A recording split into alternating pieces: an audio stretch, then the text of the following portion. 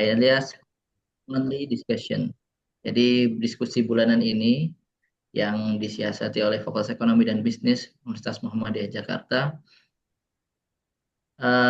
menyelenggarakan kegiatannya, tujuannya adalah untuk kita banyak diskusi mengenai kegiatan akademisi, mana pada kegiatan ini tidak hanya membatasi dari pihak internal Universitas Muhammadiyah Jakarta, juga kita mengundang dan mengajak dari pihak eksternal. Ya, di sini sudah mulai banyak peserta yang sudah mulai hadir. Makin semangat sekali siang ini kita untuk memulai diskusi kegiatan hari ini.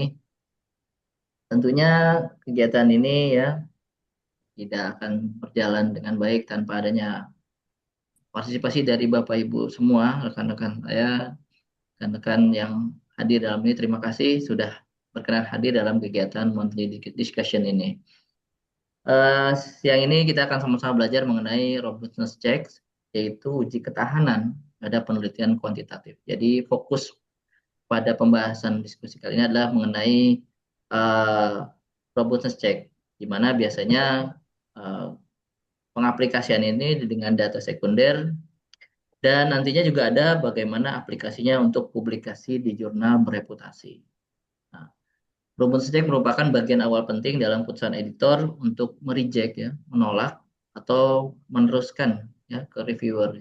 Jadi ini penting sekali untuk kita memahami robustness check ini atau uji ketahanan. Jadi kualitas artikel yang nantinya pada jurnal bereputasi itu akan menjadi hantaran awal, itu dengan adalah melihat robustness check yang pada artikel yang kita buat, baik itu jurnal bereputasi nasional maupun internasional. Ya. Oke, untuk itu Bapak Ibu peserta yang sudah hadir, saya bacakan dulu terlebih dahulu tata tertib kegiatan siang hari ini. Oke, sebelum itu mari kita sama-sama mulai kegiatan ini dengan membaca basmalah. Bismillahirrahmanirrahim. Bismillahirrahmanirrahim. Saya bacakan dulu tertib kegiatan siang hari ini. Pertama, para peserta, setiap peserta itu disarankan untuk menyalakan kamera selama kegiatan berlangsung, ya. Kemudian mematikan mikrofon selama narasumber menjelaskan materi. Kedua, jika ada pertanyaan, Bapak Ibu bisa klik raise hand atau memberikan pertanyaan melalui kolom chat. Kemudian juga nantinya menuliskan pertanyaan itu dengan menuliskan nama, asal institusi, dan pertanyaannya disebutkan seperti apa. Yang berikutnya mengenai yang ketiga, mengenai sertifikat akan diberikan kepada peserta yang mengikuti kegiatan dari awal hingga akhir, karena nanti di akhir kegiatan ini akan ada link presensi dan feedback yang akan di-share ketika akhir acara. Untuk itu, selanjutnya kita akan dengarkan ya sambutan dari Dekan Fakultas Ekonomi dan Bisnis Universitas Muhammadiyah Jakarta, Bapak Dr. Lukman Hakim, SEAK MSI. Padanya dipersilahkan. Ya.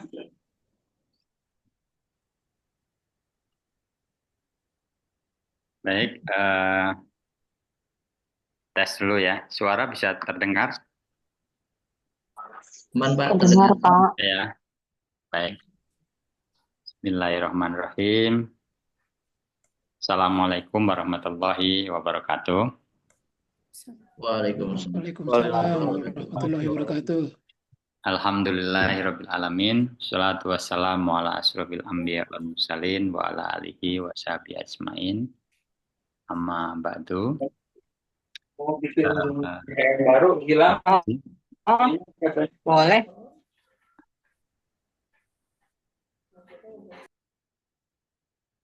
Terima kasih Pak Zulfikar ya yang sudah Pak acara pada siang hari ini, dan terima kasih juga Pak Bambang ya yang bersedia menjadi narasumber pada acara monthly discussion ya Modis Fakultas Ekonomi dan Bisnis. Sebelumnya saya akan menyapa ya dari beberapa peserta yang saya lihat dari informasi ada peserta dari beberapa perguruan tinggi, yaitu diantaranya Universitas Indraprasta PGRI, Universitas Muhammadiyah Pekajangan Pekalongan, Universitas Garut, Universitas Pembangunan Jaya, Universitas Nusa Mandiri, Universitas Islam Nahdlatul Ulama Jepara, Institut Teknologi dan Binus Indo Baru Nasional, Bisnis Indo Baru Nasional, Universitas Pamulang, Universitas Muhammadiyah Yogyakarta, Universitas Bina Sarana Informatika, Universitas 17 Agustus Samarinda, dan tentu juga rekan-rekan dari Fakultas Ekonomi dan Bisnis, Universitas Muhammadiyah Jakarta maupun fakultas lain di lingkungan Fakultas Ekonomi dan Bisnis. Tentu saya dalam hal ini menyambut baik rangkaian kegiatan ini, yaitu diskusi mingguan yang harapannya ini banyak membahas kaitannya dengan riset yang menyangkut isu-isunya ya, berarti isu-isu penelitian, kemudian mungkin juga mengenai isu-isu pengabdian masyarakat ya, dan tentu ini relevan dengan kita sebagai sivitas akademika ya di lingkungan masing-masing untuk terus melakukan peningkatan untuk bagaimana melakukan penelitian atau melakukan pengabdian masyarakat yang menghasilkan luaran yang bisa digunakan atau menemukan hal baru kaitannya dengan keilmuan. Oleh karenanya perlu banyak cara pada titik-titik penelitian, di antaranya topik pada hari ini tentu menjadi bagian penting ya untuk memastikan hal-hal yang menjadi proses menjadi akurat, kemudian menghasilkan kesimpulan-kesimpulan yang valid, sehingga itu bisa ditindaklanjuti oleh para pengguna hasil dari penelitian para akademisi.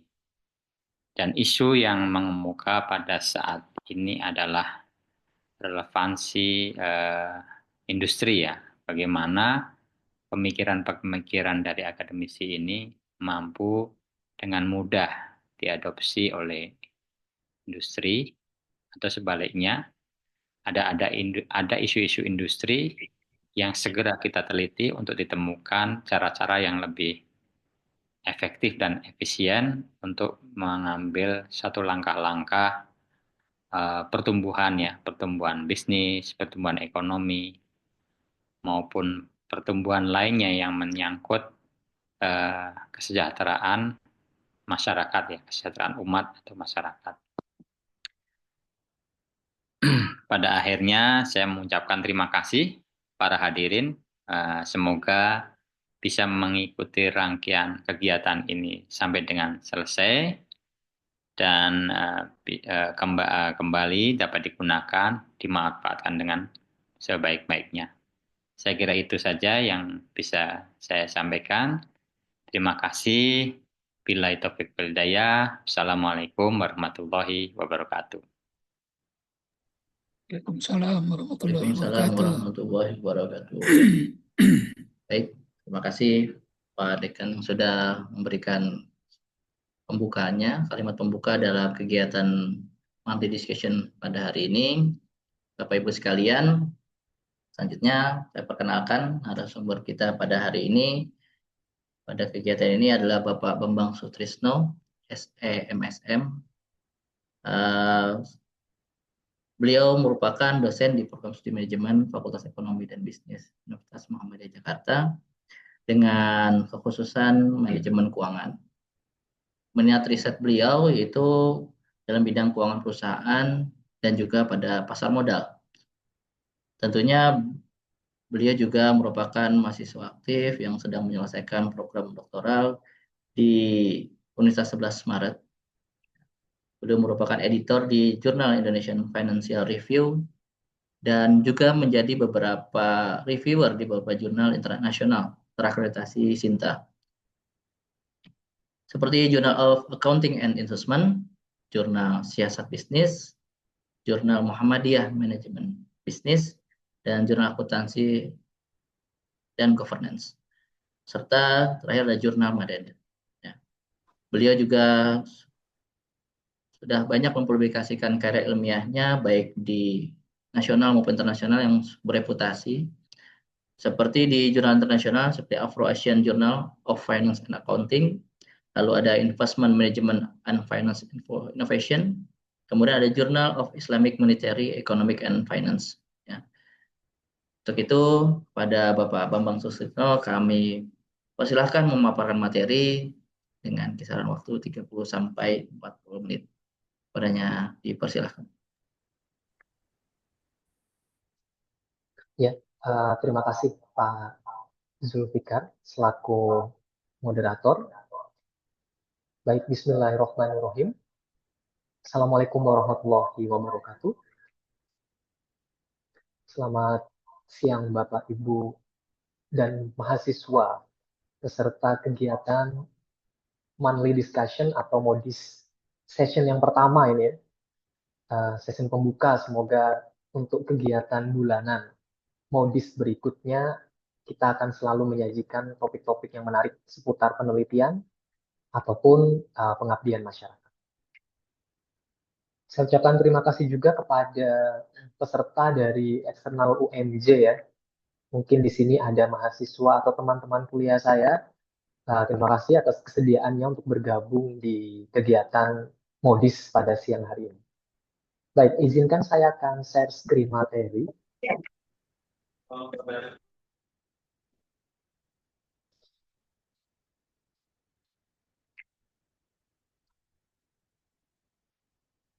Oke, Bapak Ibu sekalian, seperti informasi yang sudah disampaikan oleh moderator tadi bahwa pada siang hari ini kita akan sama-sama belajar ya terkait dengan robustness check pada riset kuantitatif berbasis data sekunder dan bagaimana penerapannya untuk publikasi di jurnal bereputasi.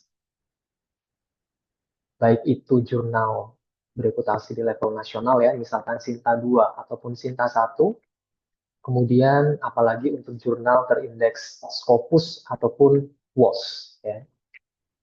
Jadi pada pertemuan ini ya, nanti kita akan sama-sama belajar terkait apa itu robustness check.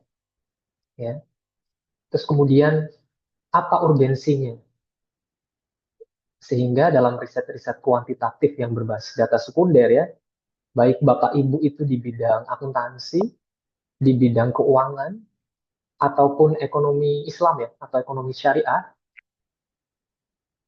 robustness check ini menjadi satu hal penting yang perlu kita lakukan kalau kita memang mau naik kelas ke jurnal-jurnal Scopus ataupun jurnal-jurnal terindeks Web of Science. Ya.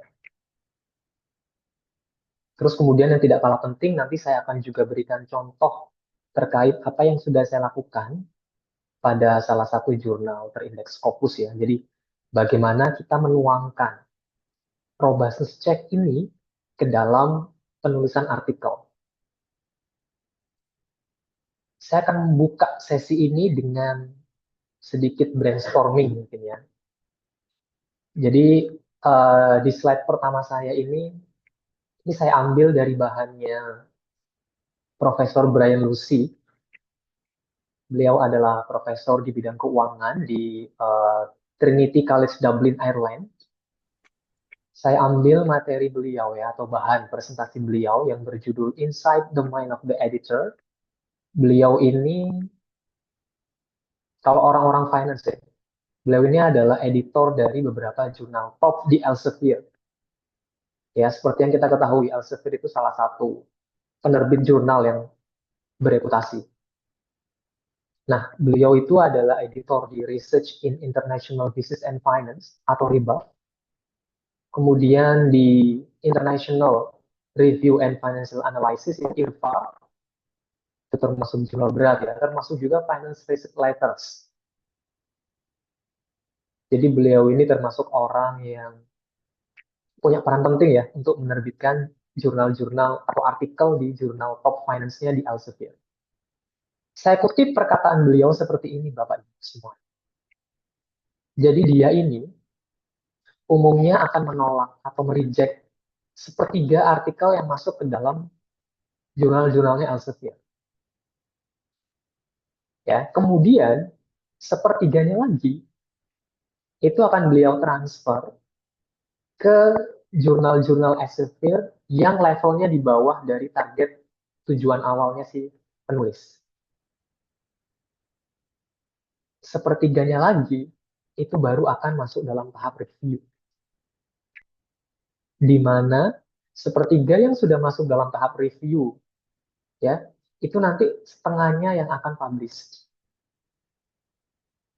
Nah, ini menunjukkan bahwa di jurnal-jurnal ya, top bidang keuangan, akuntansi, ataupun ekonomi syariah, selevel Elsevier itu untuk publish di situ itu betul-betul artikel yang terpilih.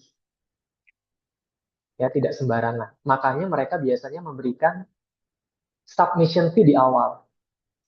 Jadi Bapak Ibu pada saat submit itu akan harus membayar sekian dolar. Ya, artinya apa? Sebetulnya itu adalah pintu gerbang supaya editor itu nggak capek-capek. Jadi kalau kita mau submit ke jurnal Elsevier, kita akan mengeluarkan uang ya sekitar mungkin 2-3 juta untuk submission fee ya. Nanti kalau Bapak Ibu di reject, ya maka uang itu akan hilang. Tidak dikembalikan oleh pihak reviewer ataupun editor ya. Nah, yang penting dari slide ini adalah mengingatkan kepada kita bahwa sebetulnya apa yang menyebabkan paper-paper itu banyak di reject di dalam jurnal internasional bereputasi. Ya, setidaknya di sini saya tuliskan ada 5, Bapak Ibu sekalian ya. Jadi, why so many papers getting rejected in reputable journals? Yang pertama ini jelas ya, cuma replikasi. Nggak ada keunikannya, dan nggak ada kontribusi terhadap literatur. Oh, si A sudah meneliti di Amerika Serikat. Kemudian Bapak Ibu tiba-tiba saya ingin deh menguji penelitian ini di Indonesia.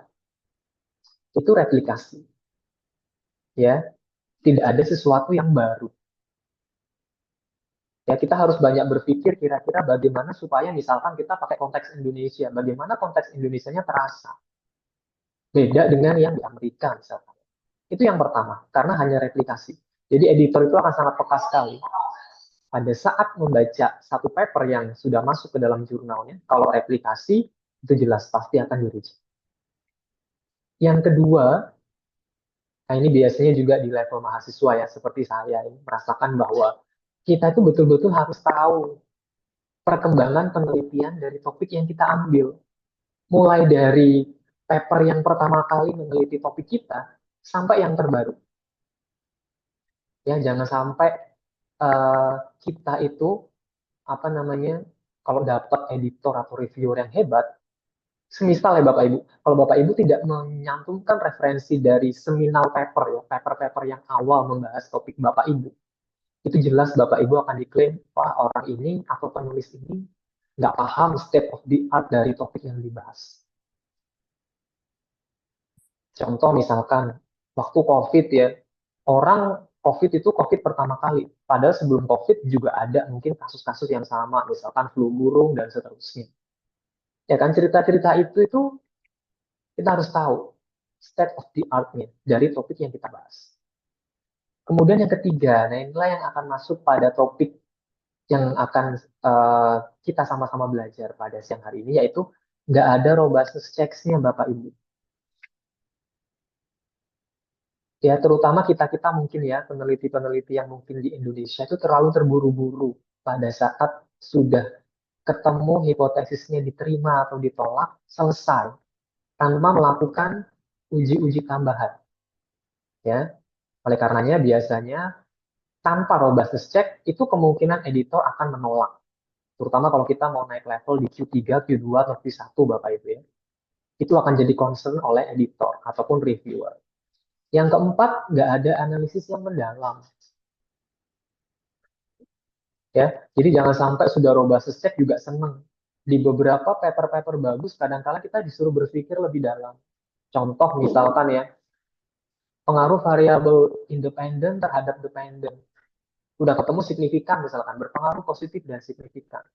Kadang-kala kita disuruh berpikir penyebabnya variabel independen mempengaruhi variabel dependen kita itu ada apa? Ya, atau melalui mekanisme apa dulu? Ya, itu yang dimaksud dalam deeper analysis ya. Banyak sekali analisis mendalam yang perlu kita lakukan. Nah, makanya kalau bacaan kita adalah jurnal-jurnal yang bereputasi Bapak Ibu ya, kita akan melihat bahwa oh iya, robustness check itu wajib ya untuk kita lakukan. Lalu kemudian yang terakhir adalah small sample. Ya, sampelnya kecil sehingga jumlah observasinya juga kecil. Ya, saya punya pengalaman dengan apa namanya teman gitu ya, submit di jurnal Scopus. Jurnal kami artikel kami di reject. Salah satu alasannya adalah karena sampelnya kecil atau total observasinya kecil. Ya. Jadi waktu itu kami menggunakan bank terbuka ya, bank yang terdaftar di bursa pada 5 negara ASEAN. Jadi ada Indonesia, Malaysia, Thailand, Filipina, ya. Eh, itu kami dikomentari oleh editornya. Salah satu komentar editornya itu saya ingat banget bahwa dia bilang, bagaimana kita bisa mengambil kesimpulan hasil penelitian yang valid kalau jumlah observasinya ini, seingat saya hanya 600 Bapak Ibu. Jadi total observasinya itu 600. Jadi salah satu alasan di reject bisa jadi juga karena sampelnya kecil. Kalau sampelnya kecil, terus apalagi periode penelitiannya cuma 3 tahun misalkan ya, bisa jadi total observasi kita akan semakin kecil. Nah itu saya dikomentari bahwa kalau cuma 600 observasinya, bagaimana kita bisa mengambil kesimpulan yang valid atas hasil yang dilakukan. Nah 5 inilah yang menjadi uh, alasan utama, terutama untuk paper-paper kayak keuangan, akuntansi ya, ekonomi syariah yang menggunakan data-data market dan data pasar. Itu dia akan mengalami reject ya, atau ditolak. Nah, saya akan fokus ke yang nomor 3 Bapak Ibu pada kesempatan kali ini terkait dengan robustness check. Mulai dari apa itu robustness check, terus bentuk-bentuk robustness check yang bisa kita lakukan apa saja, sampai nanti pada aplikasinya kayak apa. Ya, oke, saya akan lanjut ke slide berikutnya. Nah, ini pengantar Bapak Ibu ya. Tadi sudah dijelaskan oleh moderator dan juga Pak Dekan tadi menyinggung bahwa robustness check itu adalah biasanya namanya ya Bapak Ibu ya, kalau Bapak Ibu baca di artikel, bisa robustness check atau robustness test. Nah, biasanya antara dua itu istilah dalam artikel-artikel yang bereputasi. Yang dimaksud dengan robustness check itu adalah uji ketahanan. Ada yang mengatakan uji keandalan, uji kekokohan, untuk memastikan bahwa hasil utama penelitian kita itu valid dan tidak bias. Ya, jadi kalau kita sudah punya model, ya, satu hipotesis itu nggak apa-apa Bapak Ibu kalau kita mau submit ke Scopus ya.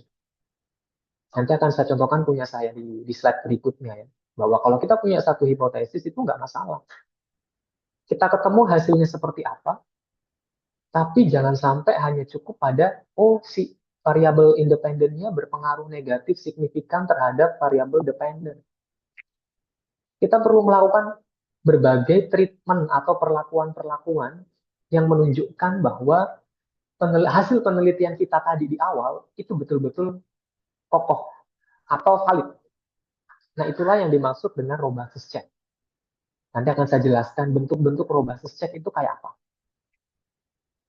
Nah, kemudian urgensinya apa ya? kok kita perlu melakukan robustness check.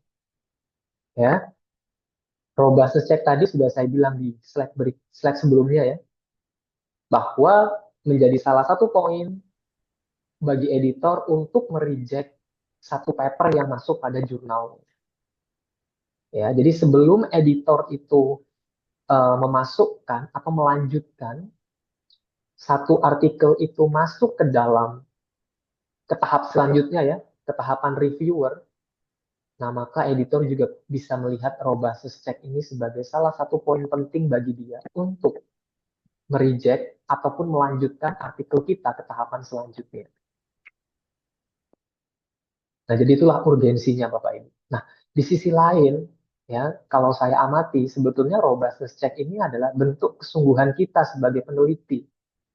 Ya, bentuk kesungguhan kita sebagai peneliti bahwa yang nggak bisa riset itu cuma cukup menguji hipotesis terus selesai. Ada uji-uji tambahan yang digunakan untuk melihat bahwa hasil kita itu konsisten atau tidak dengan berbagai perlakuan. Nah, itulah pentingnya robustness check ya. Jadi Bapak Ibu yang di bidang keuangan, akuntansi, ataupun ekonomi syariah yang menggunakan data-data sekunder, ini menjadi krusial karena bisa jadi artikel kita ditolak karena tidak melakukan robustness check. Yang berikutnya, yang menarik adalah melakukan robustness check itu dengan apa saja. Yang pertama ini yang sering dilakukan ya. Jadi kita menggunakan proksi alternatif dari variabel penelitian. Proksi ini kalau bahasa saya mungkin bisa artinya pengukuran. Ya. Jadi kalau misalkan Bapak Ibu punya variabel kinerja perusahaan. Nah, kinerja perusahaan itu proksinya apa? Misalkan Tobin Skew, ya, yang digunakan untuk mengukur kinerja pasar. Atau kinerja perusahaan itu juga bisa diukur dengan ROA atau Return on Assets. Ya, sebagai gambaran dari kinerja buku pada satu perusahaan. Karena ROA itu kan kita dapat hasilnya dari laporan keuangan. Jadi kita menggunakan proksi-proksi yang lain dari variabel kita. Baik variabel independen kita ataupun variabel dependen kita.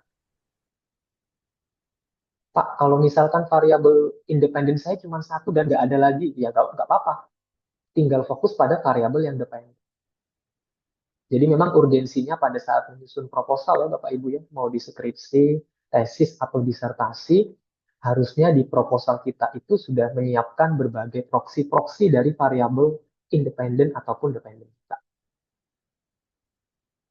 Nanti kan kita bisa lihat ya, kita regresikan kira-kira mana yang hasilnya mungkin menarik untuk dipublish ke dalam artikel. Nah yang kedua, ini adalah menggunakan metode estimasi yang berbeda. Nah semisal Bapak Ibu di awal menggunakan random effect, misalkan ya, oh model penelitiannya sudah diestimasi dengan random effect. Ya, Bapak Ibu bisa menggunakan metode estimasi yang lain, misalkan dengan OLS, Ordinary Least Square ya, ataupun misalkan dengan GMM, Generalized Method of Moment. Ya, Bapak Ibu pada saat menulis artikel boleh dirujuk ya, artikelnya siapa yang menggunakan robustness check dengan cara itu. Nah, kadang-kala reviewer juga nanya, kamu menggunakan robustness check ini dari referensi siapa? Itu aman bagi kita ya. Kalau kita sudah bilang referring to artikel siapa gitu ya, mengacu pada artikel siapa, penelitian ini melakukan robustness check dengan mengganti metode estimasi menjadi OLS dan GMM misalnya. Tentunya kalau referensinya dari jurnal internasional bereputasi, Bapak Ibu insya Allah kita aman. Baik dari sisi reviewer ya, ataupun Bapak Ibu kalau diuji dalam ujian tesis ataupun disertasi atau skripsi. Yang ketiga, menambah variabel kontrol. Ya, jadi beberapa artikel-artikel yang bereputasi itu bentuk robustness check-nya bisa dengan menambah variabel kontrol.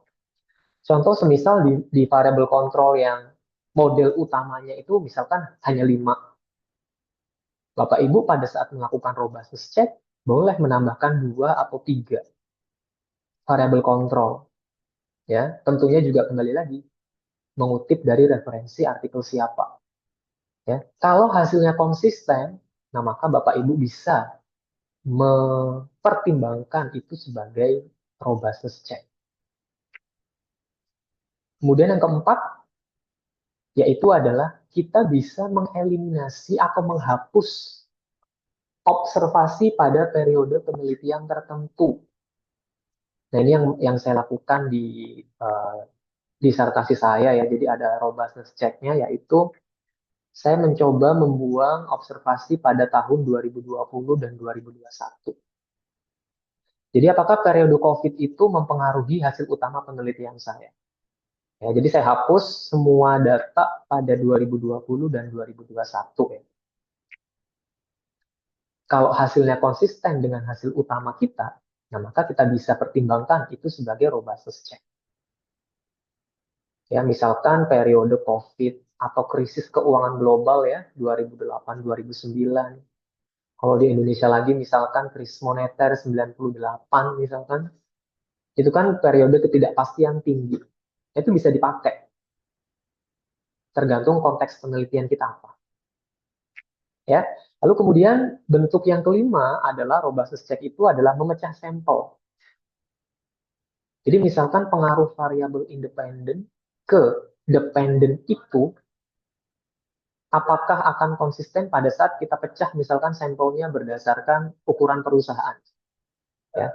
Kita split sampelnya ya, yang perusahaan ukuran besar dan ukuran kecil. Nah, kira-kira hasilnya sama atau enggak? Ya, itu bisa menjadi bentuk robustness check. Atau kita pecah berdasarkan kapitalisasi pasarnya. Ya, apakah itu akan hasilnya konsisten pada saat kita pecah ya? Misalkan tadi small size dan big size ya. Jadi ukuran perusahaan yang besar atau kecil itu kira-kira hasilnya sama atau tidak. Nah, kalau nggak sama, kita bisa belajar apa yang baru dari pada saat kita split atau kita pecah sampel itu. Ya, jadi setidaknya 5 ini Bapak Ibu ya, bentuk dari robustness check yang bisa kita lakukan di dalam penelitian-penelitian yang menggunakan data sekunder. Ya, karena kan begini ya Bapak Ibu, data sekunder itu kan mudah ya. Kita download gratis gitu kan ya. Terus kalau kita cuma cukup menguji hipotesis tanpa melakukan robustness check ya, mungkin editor akan berpikir bahwa ini orang effortnya kurang untuk melakukan penelitian. Dan hasil penelitiannya itu nggak sampai pada level yang konsisten nggak ya, pada kondisi-kondisi perubahan-perubahan tertentu. Oke, tadi robustness check itu apa sudah, kemudian bentuk-bentuk robustness check yang bisa kita lakukan sebagai peneliti ya, sudah saya jelaskan. Nah, yang berikutnya ini aplikasi. Berikutnya adalah aplikasi robustness check pada artikel. Ya, ini contoh dari satu paper dari disertasi saya. Ya, yang berjudul Islamic Label and Stock Price Treasuries. Ya. Ini juga mengingatkan kita Bapak Ibu bahwa judul artikel di jurnal-jurnal top itu simple-simple. Cukup variabel dependen dan independennya saja itu udah cukup. Ya, nggak perlu menyebutkan sampelnya, nggak perlu kadang menyebutkan negaranya. Ya, jadi judul kadangkala diminta apa ya, singkat, padat, dan tepat gitu ya. Jadi ini yang saya contohkan. Artikel ini sudah accepted atau diterima di 21 Februari 2025 yang lalu di jurnal salah satu jurnal Scopusnya Bank Indonesia Institute ya, JIMF, Journal of Islamic Monetary Economics and Finance. Ini Scopus Q2 Bapak Ibu ya. Dia sekarang lagi road to Q1. Dia sekarang sedang mengejar akan naik ke level Q1. Jadi Bapak Ibu yang punya paper bagus tentang keuangan Islam, ekonomi Islam yang dengan berbagai ekonomi moneternya ya, bisa nih memilih Journal of Islamic Monetary Economics and Finance sebagai jurnal tujuan. Karena gratis, ya, nggak bayar apa-apa Bapak Ibu, dan open access. Ya. Nah, di artikel ini, ya, saya cuma punya satu hipotesis. Ya, hipotesisnya adalah an Islamic label significantly affects stock price crash risk. Jadi hipotesis saya adalah label syariah berpengaruh secara signifikan terhadap stock price crash risk. Bagi Bapak Ibu yang mungkin masih asing dengan stock price crash risk ini, kalau kita terjemahkan ke dalam bahasa Indonesia, artinya adalah risiko jatuhnya harga saham. Ya, jadi apakah pertanyaan penelitiannya simpel sebetulnya ya? Apakah perusahaan dengan identitas syariah atau label syariah ya itu akan cenderung meningkatkan crash atau bahkan menurunkan crash? Ya, karena kita tahu kan, harusnya perusahaan syariah itu ya mereka itu mempertimbangkan etika bisnis. Ya kan? Dia akan masuk saham syariah kalau bentuk bisnisnya adalah terhindar dari hal-hal yang melanggar Islam. Ya, syariat-syariat Islam. Kemudian berbagai literatur juga mengatakan bahwa perusahaan syariah itu enhance transparansi, meningkatkan transparansi keuangan. Jadi harusnya saham-saham syariah, ya, perusahaan dengan label syariah itu transparansinya tinggi. Nah, penyebab utama resiko jatuhnya harga saham ini adalah karena manajer itu menahan berita buruk dalam waktu yang panjang. Ya. Kalau manajer itu menahan berita buruk dalam jangka panjang, dan kemudian pasar tahu, maka harga saham itu bisa jatuh secara drastis. Nah, itu yang dinamakan dengan stock price crash risk. Ya, jadi itu hipotesis saya, hipotesis cuma satu Bapak Ibu ya. Apakah label syariah berpengaruh signifikan terhadap stock price crash risk? Nah, model penelitian ini kami estimasi dengan random effects. Jadi kalau di jurnal-jurnal bereputasi ya Bapak Ibu ya, kita itu bebas ya, selama kita punya argumen ya. Jadi sampai detik ini ya, saya pikir tidak ada referensi ataupun jurnal yang mewajibkan kita untuk melakukan misalkan Hausmann test gitu ya, atau uji co dan seterusnya. Nah itu sampai detik ini belum ada literatur yang mewajibkan itu untuk dilakukan. Ya, seperti yang saya lakukan di sini, saya mengujinya dengan random effect, ya, karena ada beberapa jurnal yang mengatakan bahwa kalau variabel independen utama kita, ini kan variabel independen utama saya ISSI ya Bapak Ibu. Ini dummy variabel, ya, artinya kalau dia perusahaan syariah, saya akan nilai 1 pada tahun itu, akan saya nilai 0 kalau dia bukan masuk ke dalam indeks saham syariah pada tahun itu. Nah, ISSI ini kan berarti nilainya antara 1010 ya. Atau bahkan kalau saya amati data saya, kalau dia syariah kemungkinan akan syariah terus. Artinya, ini kalau dalam ekonometrika, variabel seperti ini kita sebutnya time invariant. Ya, time invariant. Artinya variabel yang angka-angkanya itu tidak bervariasi. Nah, kalau variabel itu time invariant, maka kita bisa langsung mengujinya dengan random effect.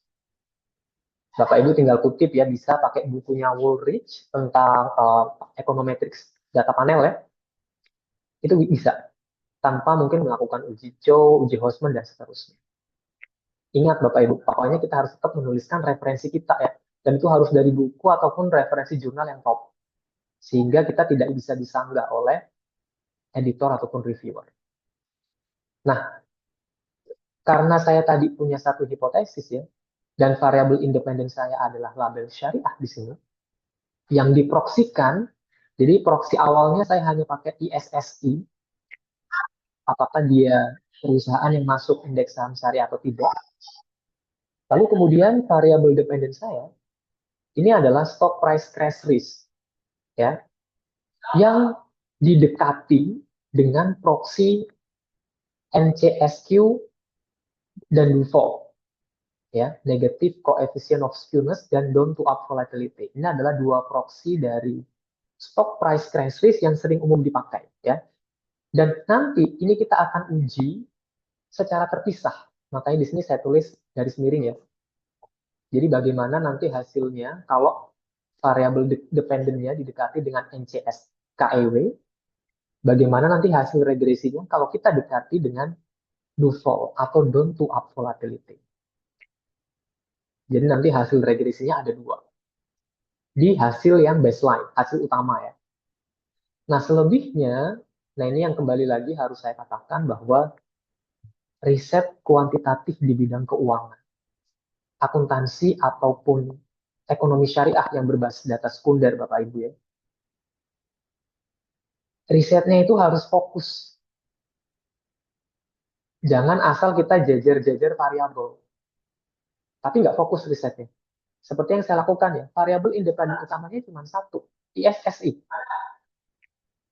Yang memproksikan label syariah. Nah, selebihnya ini adalah variabel kontrol ya.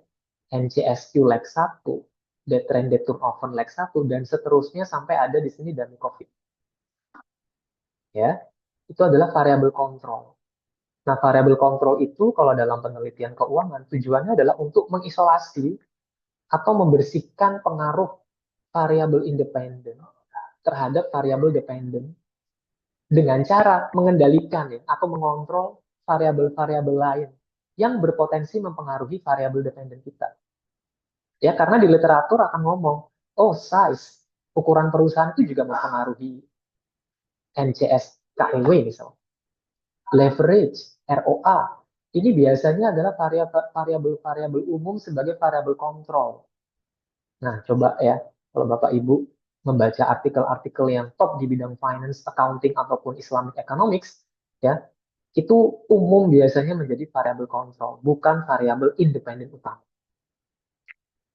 Ya, jadi cukup penelitian kita fokus pada satu variabel independen utama, atau lebih ya, boleh lebih, asalkan konteks penelitiannya pas. Nah, disinilah dengan model ini, ya, satu variabel independen utama yaitu SSI, dan variabel dependennya stock price crash risk dengan dua proxy, NCS, KEW, dan do-fall. Nah, di slide ini adalah penjabaran.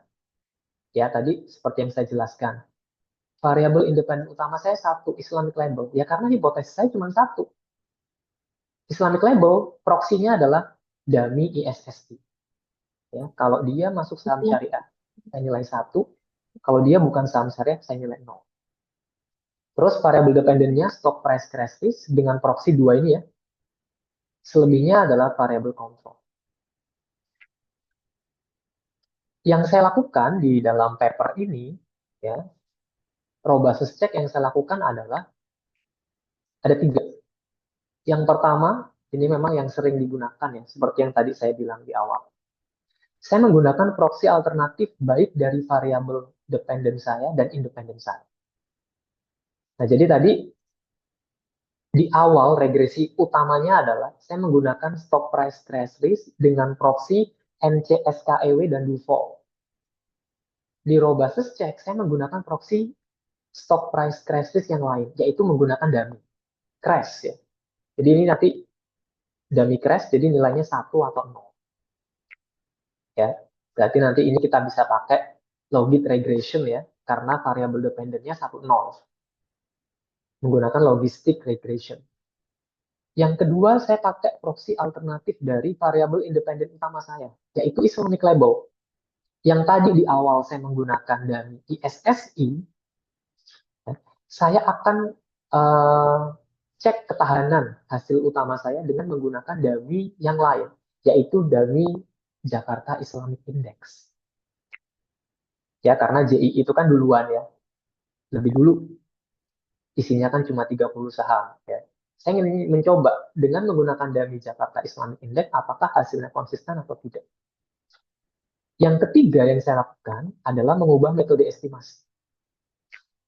Yang tadi di awal saya pakai random effect, ya, saya gunakan metode berikutnya adalah menggunakan OLS, Ordinary Least Square, dan juga Generalized Method of Moment atau GMM.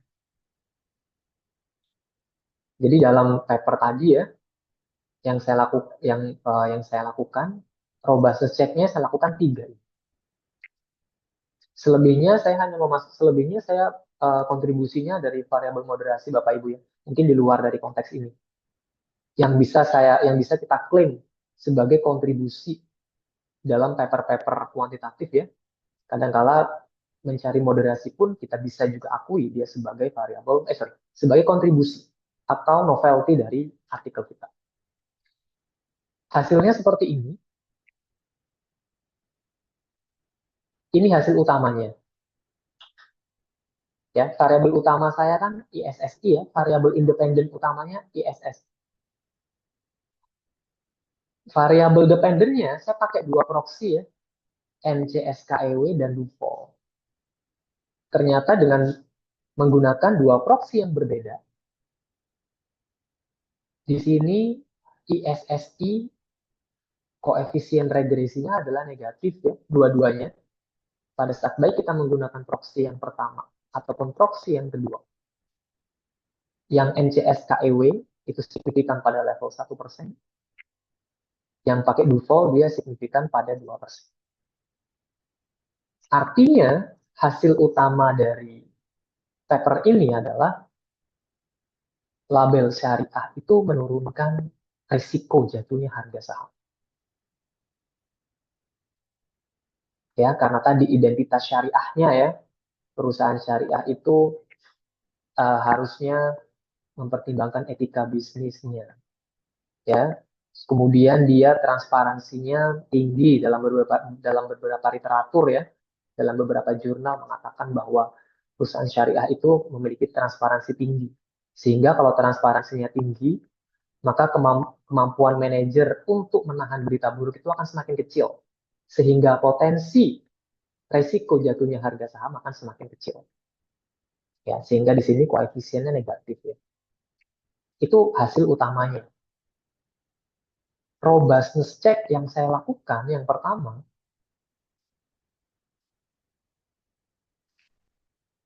ya, di kolom yang pertama ini Bapak Ibu sekalian dan mahasiswa, saya menggunakan proxy stock price crashes yang lain, yaitu dengan dummy crash.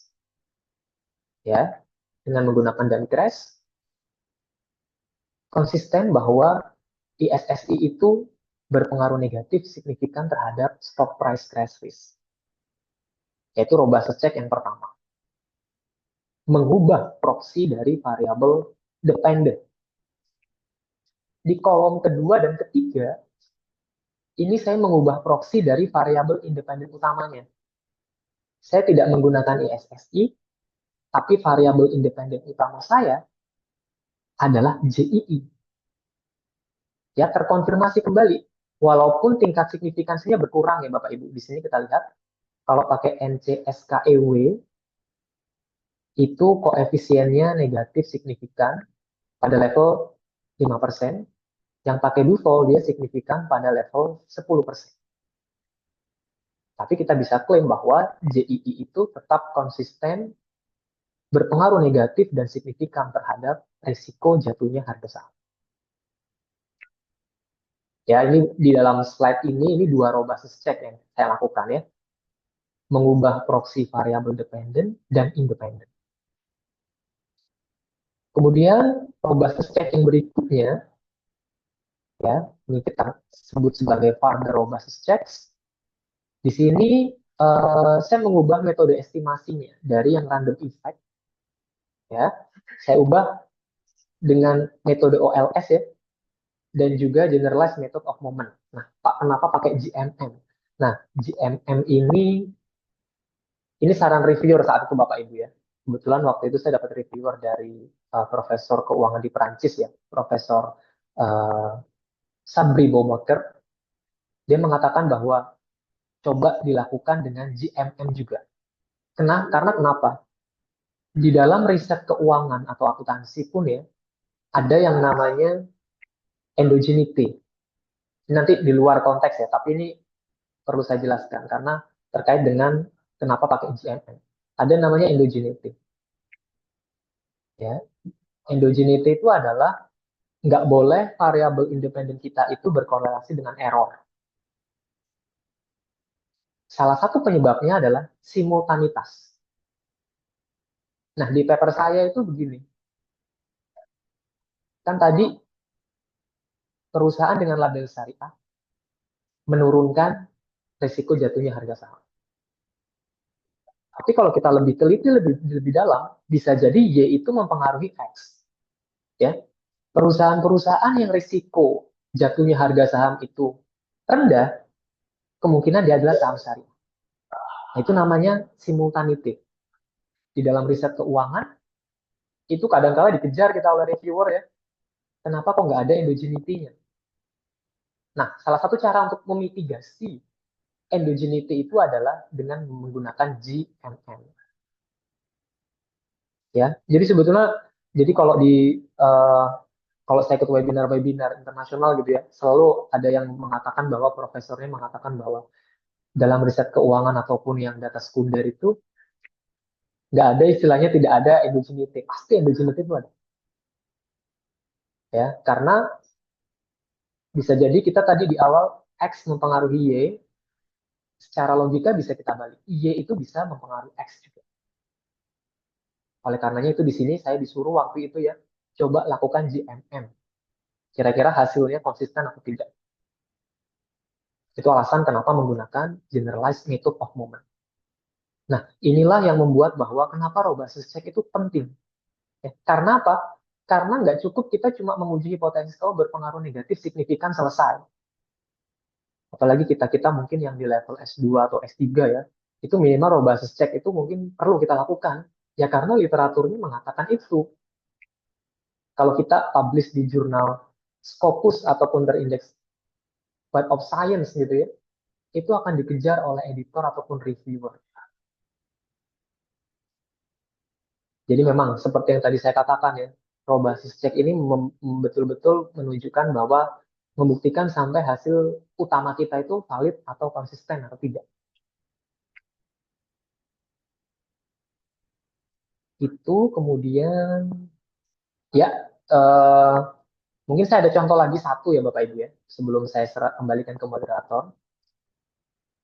Saya juga ingin menunjukkan bahwa tadi ya apa namanya, ini ada paper juga menarik. Ini juga membuktikan bahwa kadang-kala variabel independen utamanya satu juga nggak apa-apa. Publish kok di jurnal-jurnal top ya. Ini kebetulan tulisan dari Profesor Irwan Trinugroho ya, dan beberapa orang hebat di UGM dan UNER. Mungkin ada yang kenal dengan Profesor Mamdu Hanafi dari UGM ya. Dan juga Profesor Raditya Sukmana, ini orang ekonomi Islam ini. Harusnya Bapak Ibu yang di ekonomi Islam kenal dengan Prof. Radit ini. Ini tulisannya menarik. Ya. Apakah komisaris sibuk itu menurunkan atau meningkatkan kinerja perusahaan? Ya, pertanyaan penelitiannya cuma itu. Ya. Dengan konteks Indonesia, hasil utamanya seperti ini. Mungkin saya langsung ya, supaya nanti banyak diskusinya. Dia menggunakan dua proksi Bapak Ibu untuk menggambarkan kinerja perusahaan. Yang satu menggunakan Tobin Skew, ya, karena setahu kita Tobin Skew itu adalah kinerja pasar ya, market performance, persepsinya investor terhadap perusahaan, dan juga menggunakan kinerja buku atau book performance, ya, dengan menggunakan ROA di sini, return on asset. Nah, ternyata hasilnya komisaris sibuk itu menurunkan kinerja pasar, Tobin Skew ya, tetapi tidak terbukti signifikan terhadap ROA. Nah, kalau maksud saya begini, kalau kita punya hasil seperti ini, ya, jangan takut untuk tidak mempublikasikannya. Cari alasan-alasannya. Kenapa kok kinerja marketnya nggak signifikan? Nah, ini juga PR juga kita sebagai peneliti ya. Kan karena udah capek meneliti, terus kemudian ternyata ROA nggak signifikan. Kalau kita baca ya di sini, salah satu alasannya adalah karena apa namanya, Tobin Skew itu pada beberapa literatur itu memang lebih mencerminkan kinerja perusahaan. Itu satu.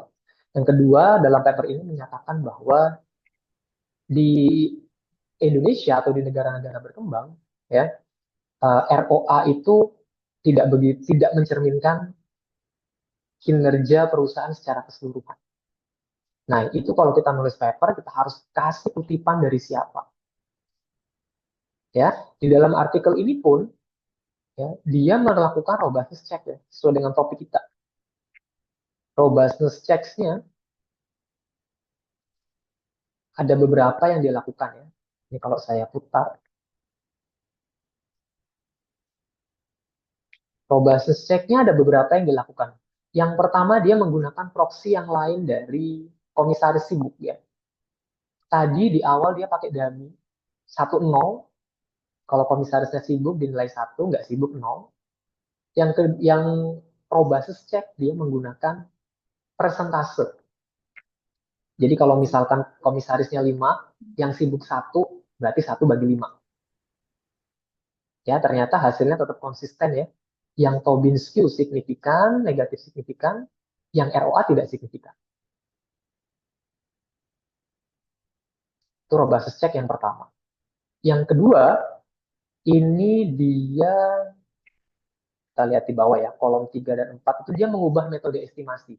Di awal dia pakai fixed effect, robustness check yang kedua dia pakai random effect. Ya, di kolom 3 dan 4 ini adalah hasil mengubah metode estimasi dengan random effect. Hasilnya sama, tetapi hasilnya ini dia sama, ya, konsisten, ya. Sebentar, kalau kita lihat di kolom 3 dan dengan random effect konsisten, ya, Bapak Ibu, ya. Di sini kalau kita lihat, karena di yang di kolom 5 dan 6 ini dia menambah variabel kontrol, konsisten juga. Negatif signifikan.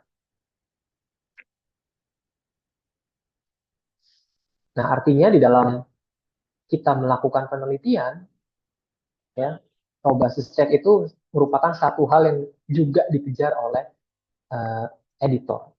Dan satu pesan juga, ya, untuk artikel seperti ini kan konteksnya Indonesia. Nah, kita memang harus jual konteks Indonesia itu. Kenapa isu komisaris sibuk di Indonesia itu kok menjadi menarik? Kalau dibaca Bapak Ibu, salah satunya sudah ada regulasinya, gitu, ya. Tapi pada prakteknya di perusahaan-perusahaan TBK banyak sekali komisaris sibuk, ya, yang mungkin dia punya lebih dari 5 jabatan di perusahaan-perusahaan. Ya, ini contoh juga bahwa kalau memang kita menggunakan single country atau satu negara, kita harus jual, ya, apa yang bisa dijual dari konteks Indonesia. Itu mungkin dari saya, Bapak Ibu. Nanti mungkin kita bisa diskusi, ya, atau nanti ada contoh artikel yang lain yang bisa saya jelaskan. Saya kembalikan ke moderator. Baik, terima kasih Pak Bambang atas penjelasannya mengenai robustness check. Mudah-mudahan membuka laksana pengetahuan Bapak Ibu semua mengenai pentingnya robustness check ini dalam publikasi jurnal yang bereputasi, dan juga bisa jadi bagian penting ketika sedang menulis tesis ataupun mungkin juga disertasi, mungkin juga bisa juga dipraktikkan dalam skripsi teman-teman mahasiswa. Kiranya kita buka diskusi itu dengan, ya, ada pertanyaan dari Bapak Ibu rekan-rekan dari mahasiswa juga, silahkan.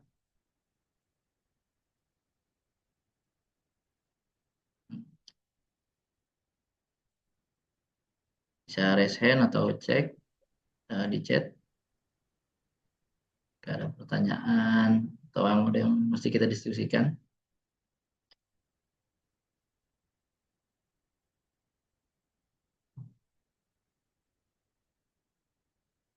Sepertinya masih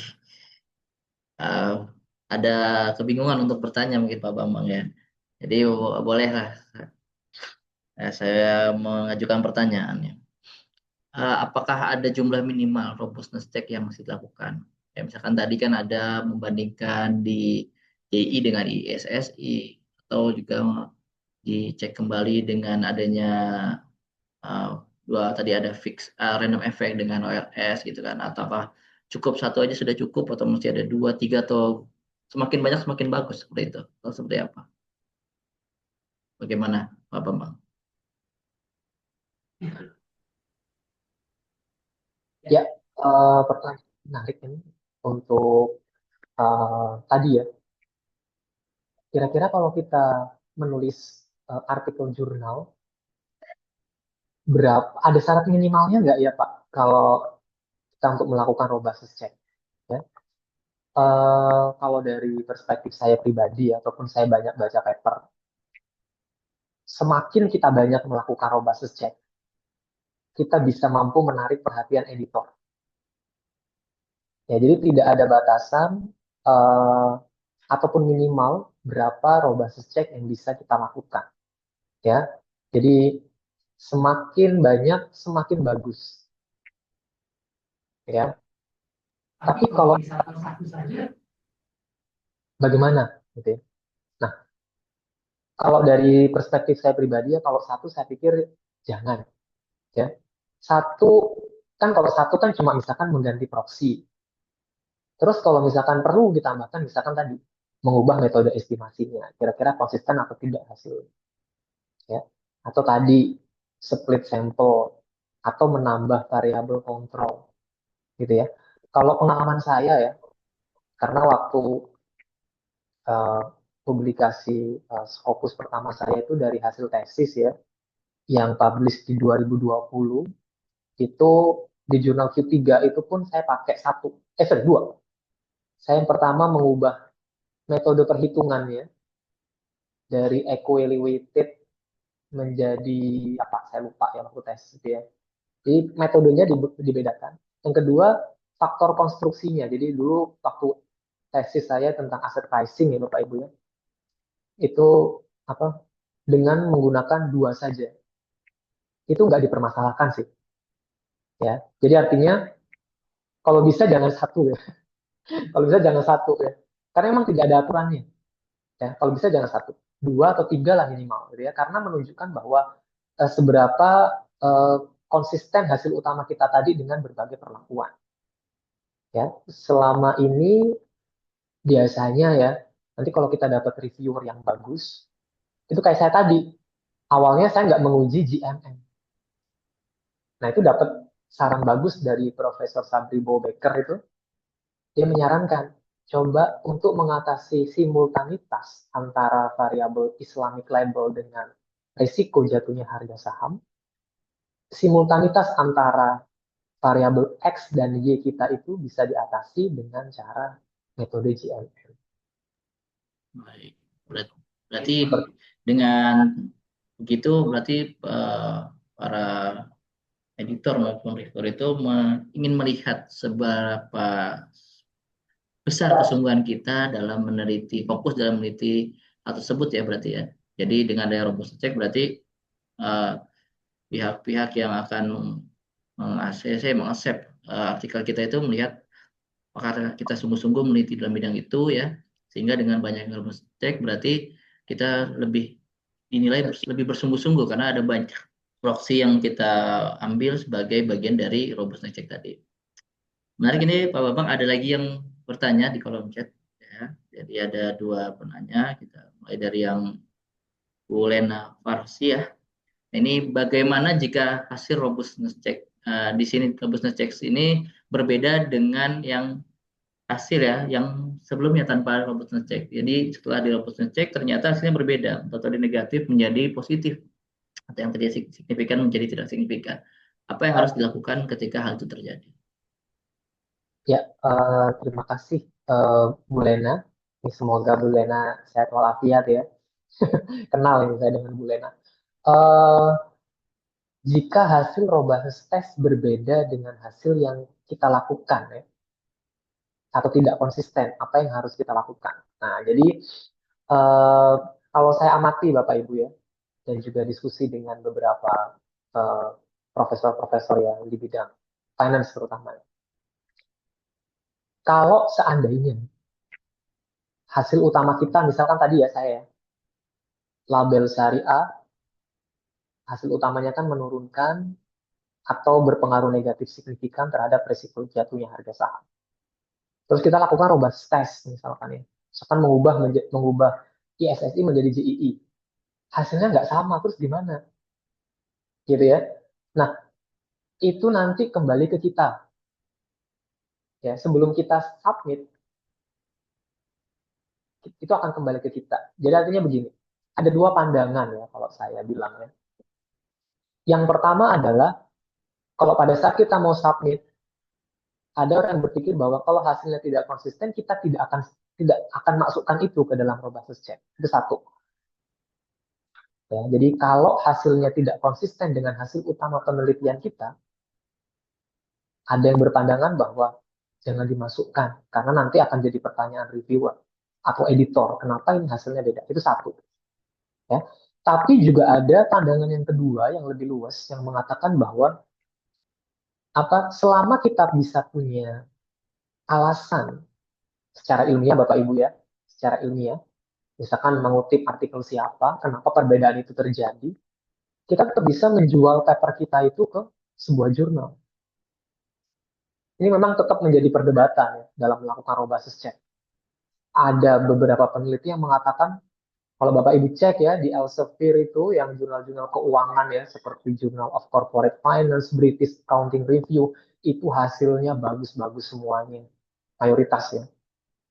Dilakukan robust check itu bagus-bagus semua. Itu kan yang kita lihat di jurnal. Barangkali dia juga sudah melakukan ratusan regresi yang tidak tampil di situ. Nah, itu maksud saya. Ya. Di Woka di atas itu dia. Jadi kembali ke kita mau ngambil pandangannya. Ya, kita mau membuang robust check itu karena hasilnya tidak sama. Atau kita mau tetap masukkan, tapi dengan argumen yang jelas, dengan alasan yang atau didukung dengan literatur-literatur sebelum. Itu tetap, karena itu akan menjadi effort juga kalau misalkan kita tetap masukkan. Ya, jadi itu kembali ke kita. Kita mau memasukkan ke dalam paper atau tidak. Itu mungkin Bu Lena semoga bisa menjawab, atau mungkin ada sanggahan Bu Lena? Ya, pertanyaan yang serupa mungkin juga Mohon maaf Pak Bambang, tadi ya, saya pertanyaan keluar serupa juga masuk, mungkin ini itu sinyalnya juga lagi kurang ditanyakan. bagus. Ini ada Pak Suhendri ya, dari Oh iya, iya. Malaysia. Mungkin lanjut aja Pak dengan yang lain, nggak apa-apa. Ya, oke. Selanjutnya dari Oh ya, kalau misalkan hasilnya tetap tadi kan positif, sama-sama positif atau negatif, tapi ternyata beda dari signifikansinya. Apakah sama jawabannya seperti yang tadi Pak Bambang jelaskan, itu balik ke kita lagi sebagai peneliti atau ada hal lain yang bisa ditambahkan penjelasan? ya, iya Pak Sul, ini seperti yang tadi saya contohkan ya Pak Sul. Biasanya karena kan proksinya beda. Ya, misalkan proksi variabel dependent atau variabel independennya beda. Itu kadang-kala proksinya sama, tetapi signifikansinya berbeda. Itu kan kita bisa terima ya. Aja Ya. tadi Tetapi ada itunya ya, selama itu ada kartunya lagi ya. kita tetap bisa mengatakan bahwa itu ada hasilnya konsisten. Kalau nggak dari HP ya. Kecuali koefisiennya beda ya. Tadinya misalnya negatif, tiba-tiba jadi positif. Itu agak juga. Tapi bisa mungkin terjadi.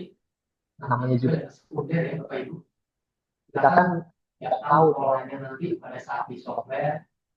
Misalkan kita pakai stata, bisa jadi kemungkinan signifikansinya berkurang. Misalkan dari 1% jadi 5%. Ya. Atau misalkan lagi koefisiennya menjadi lebih kecil misalkan. Ya. Itu kemungkinan itu terjadi bisa. Atau bahkan arahnya yang tadi awal itu bisa jadi positif ya. Mungkin bisa jadi pada konteks penelitian yang lain itu bisa akan mungkin terjadi.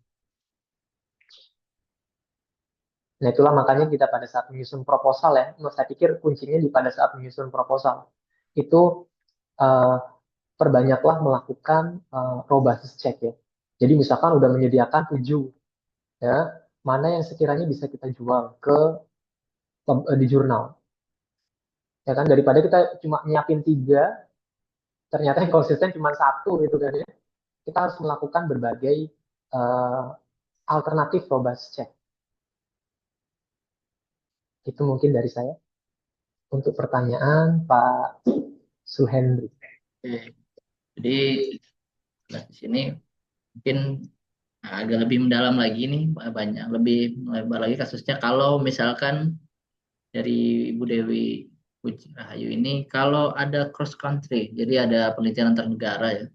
Jadi kalau misalkan dia menggunakan data negara, bagaimana mengenai robustness check ini dengan apakah bisa variabel dummy antar negara atau bagaimana? Mungkin pengalaman Pak Bambang bisa bisa membantu jawaban dari Bu Dewi. Silahkan Pak. Oke, ini pertanyaan Bu Dewi bagus ya. Jadi kan kalau cross country atau multi country, ini kan berarti kita menggunakan data dari beberapa negara. Ya, misalkan ASEAN 5, atau negara-negara Asia, atau bahkan semua negara berkembang di dunia, atau semua negara maju di dunia, atau bahkan semua negara di dunia, gitu ya. Nah, kalau misalkan cross country seperti itu, nah kira-kira apakah bisa robustness test menggunakan variabel dummy antar negara? Kalau yang banyak saya baca ya paper-paper di jurnal-jurnal keuangan ataupun akuntansi ya, karena kebetulan disertasi saya itu kan koneksi politik.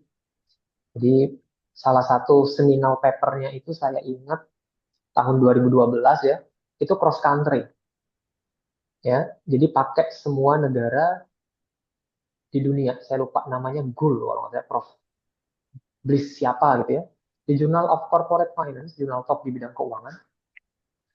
Kalau untuk melakukan robustness testnya, untuk kayak pakai variabel dummy antar negara itu saya pribadi sih belum pernah baca ya, Ibu Ibu Dewi ya. Jadi robustness test walaupun kita pakai apa namanya tadi, pakai data dari beberapa negara, pola-polanya robustness test itu kayak tadi ya, proxy variabel dependent diganti, proxy variabel independen diganti, menambah variabel kontrol ya. Misalkan kalau beda negara, Ibu Dewi, misalkan kualitas governance-nya itu kan bisa beda-beda. Jadi misalkan di awal nggak memasukkan kualitas governance, tapi dari data World Bank ya, kita bisa dapat tuh kualitas governance dari masing-masing negara yang kita teliti. Kita masukkan kira-kira hasilnya konsisten atau tidak. Ya, terus bisa lagi biasanya tadi ya metode estimasinya dirubah. Jadi kalau yang multi country itu biasanya penambahan robustness check-nya itu pada penambahan variabel kontrol ya. Kenapa? Karena negaranya beda-beda ya. Apakah kualitas governance-nya akan berbeda ya. Terus misalkan ada indeks-indeks tertentu juga ya yang spesifik itu ada di negara-negara tertentu. Nah, kita bisa bermain di websitenya World Bank ya, itu tersedia tuh data-data gratis terkait dengan kalau kita mau melakukan robustness check pada apa namanya, pada penelitian yang cross country. Kalau untuk yang dummy antar negara, saya pribadi saya belum bisa mengatakan bisa atau tidak ya, saya belum pernah baca. Kalau kita mau pakai variabel dummy antar negara, seperti itu mungkin jawaban untuk Bu. Baik. Jadi mungkin ya, jadi belum pernah Pak Bambang temu ya hal seperti itu, tapi mungkin jadi menarik kalau misalkan itu bisa dilakukan ya. Bisa jadi dengan mencoba tadi melakukan robustness check dengan yang cross country itu dengan kita menggunakan proxy apa dummy ya. Dummy-nya mungkin bisa jadi sebuah hal yang baru yang bisa jadi gambaran untuk editor atau reviewer ya untuk melihat itu sebagai sesuatu yang menarik. Ataupun mungkin kita saja yang belum menemukan hal itu ya, belum melihat artikel tersebut, tapi merupakan sudut pandang yang bagus dari Ibu Dewi sehingga menambah luas wawasan kita bahwa penelitian keuangan itu tidak sekedar dengan data sekunder terutamanya ya, tidak sekedar hanya sekedar hal-hal yang biasa, ternyata sangat detail dan sangat lebih dalam jika kita mau lebih luas membaca artikel-artikel yang bereputasi, sehingga apa yang kita lakukan tadi Misalkan tidak hanya berpikir memperbanyak variabel independen maupun dependennya maupun yang lainnya, ternyata banyak jurnal-jurnal artikel internasional juga melakukan kegiatan penelitiannya dengan fokus pada satu variabel independen dengan satu dependen, tapi dia memperbanyak di variabel kontrolnya. Nah, sehingga nantinya juga akan menambah dengan adanya robustness check. Ataupun juga bisa juga dengan kita tadi banyak melakukan ya ada namanya deeper analisis mendalam juga, maupun dengan melihat memastikan ya dari tadi yang ada namanya menghindari rejection dari jurnal-jurnal tadi ya. Kita harus tahu tadi di awal bahwa ada beberapa tips-tips yang diberikan oleh Pak Bambang kalau misalkan kita nggak mau gitu kan, harus banyak melakukan proses alternatif, estimasinya berbeda, gitu. Lalu memecah sampel, mungkin ada yang nanti mungkin dengan membagi ya, ada big size, ada small size. Walaupun ukurannya sebenarnya ada batasan nggak sih Pak Bambang? Kalau misalkan big size, small size itu dasarnya apakah ada rujukan dari jurnal mana? Oh, big size itu yang di atas 1 triliun, kalau di bawah small size 1 triliun, apakah ada rujukannya atau kita bebas menentukan atau seperti apa? Nah, ini pertanyaan bagus juga ini. Ya, jadi Pak, kalau kita mau split sampel, ya, kalau kita mau split sampel tadi kan bisa jadi satu bentuk robustness check yang bisa kita lakukan, gitu ya. Nah, itu ada batasannya nggak sih Pak? Kita bisa mengatakan ini adalah small size ataupun setahu yang saya baca tadi ya, pokoknya kalau kita nemu referensi dari jurnal internasional yang bagus, dan kita itu bisa kita akui. Ada dua yang saya baca, Pak Jupiter dan Pak Jupiter. Cara untuk memecah sampel nggak harus tadi ukuran perusahaan, bisa berdasarkan kapitalisasi atau mungkin konteks penelitian tertentu bisa pakai penjualan. Nah, caranya yang saya baca ada dua. Yang pertama, bisa kita menggunakan nilai min atau rata-rata. Ya, jadi kita hitung berapa rata-rata misalkan total aset dari sampel yang kita teliti. Ketemukan angkanya ya. Nah, nanti kita kalau di sana itu gampang ya Bapak Ibu. Kita bisa memecah sampel itu misalkan berdasarkan nilai min-nya. Jadi nanti kita punya dua dataset yang berbeda. Satu yang small size atau perusahaan kalau kita mau aset, satu yang big size. Artinya kalau kita katakan small berarti di bawah rata-rata total aset. Kalau di atas total aset berarti kita bisa asumsikan itu adalah big size. Itu yang pertama. Bisa menggunakan nilai min.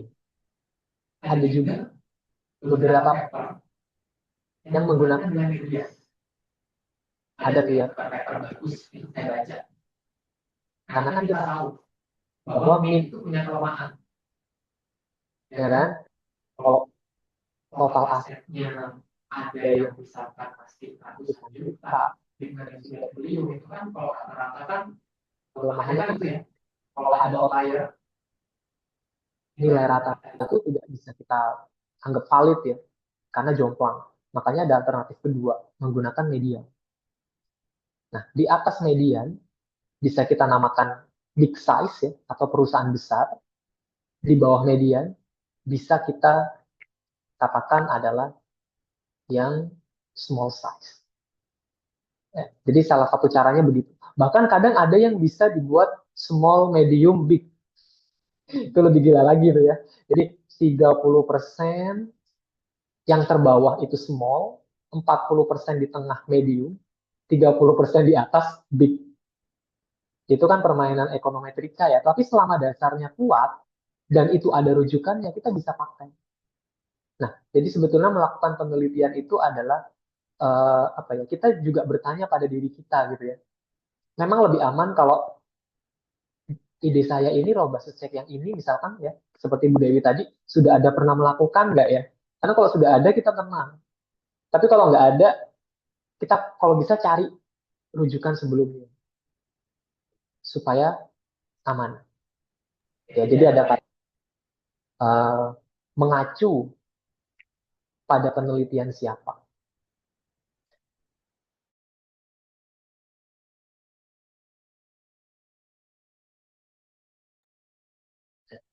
Itu mungkin dari Pak Zul tadi ya, memecah. Baik. Lanjutan pertanyaan dari Pak Asul nih, Pak Bambang. Simpulan yang bisa ditarik apakah menjadi ambigu ya atau multitafsir ya atau bias ketika hasilnya berbeda tadi. Robust ceknya tadi negatif, negatif juga lah misalkan sama-sama negatif tapi jadi signifikan menjadi tidak signifikan.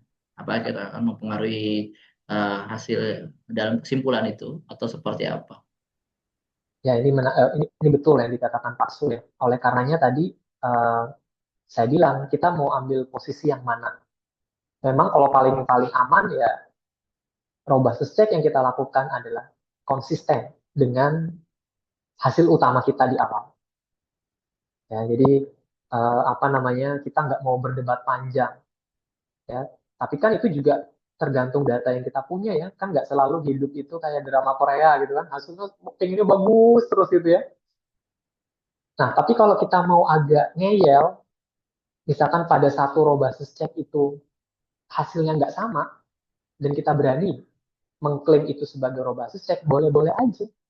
Tapi tetap, misalkan ya, Bapak Ibu melakukan 5 robust check, yang nggak konsisten satu. Kalau mau ditulis di paper, boleh menurut saya. Kenapa? Walaupun nggak sama, atau nggak signifikan, ataupun berbeda arah, setidaknya itu menunjukkan bahwa Bapak Ibu melakukan effort yang lebih dalam melakukan penelitian. Ya, jadi itu sah-sah saja. Namun, argumentasi kita, karena kalau jurnal itu harus ilmiah ya, itu juga pasti akan dikejar oleh editor ataupun reviewer. Ya, karena kadangkala dalam mengolah data itu kan ya, untuk ke Scopus itu kan kita nggak cuma pada level mengolah data hasil bagus. Ya. Tantangan berikutnya adalah menuliskannya menjadi story ya, atau apa ya, storyline ya, jalan ceritanya itu bagus. Ya. Kalau saya ingat eh, waktu itu ya, di tahun lalu itu ada webinarnya Profesor Kabir Hasan ya. Mungkin Bapak Ibu yang di bidang ekonomi syariah ataupun keuangan syariah ya, Profesor Kabir Hasan itu salah satu profesor ternama di bidang keuangan syariah, utamanya ya, dari University of New Orleans. Dia mengatakan bahwa kalau saya melihat paper bagus atau tidak, ya, kadangkala mereka ini, orang-orang hebat ini nggak akan melihat hasil kadang.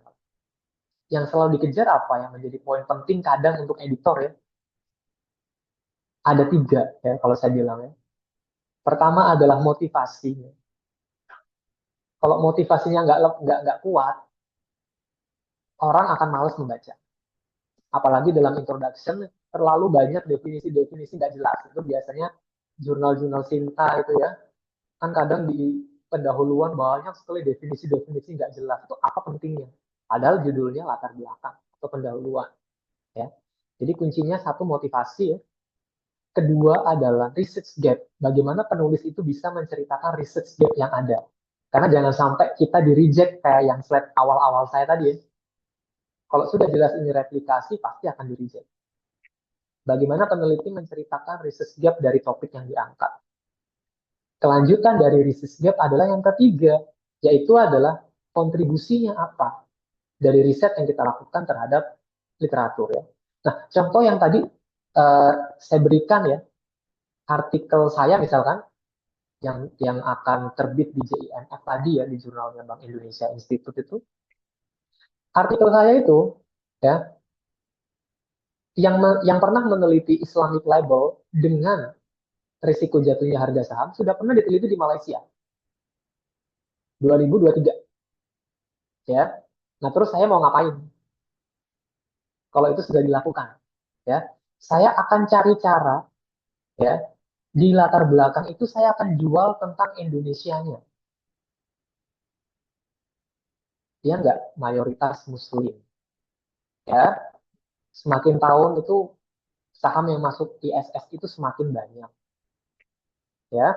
Terus kemudian saya angkat isu di negara-negara berkembang itu proteksi investor lemah, misalkan ya, corporate governance-nya lemah, sehingga risiko jatuhnya harga saham semakin tinggi itu bisa jadi terjadi karena mekanisme pengawasannya itu di negara berkembang biasanya lemah, ya.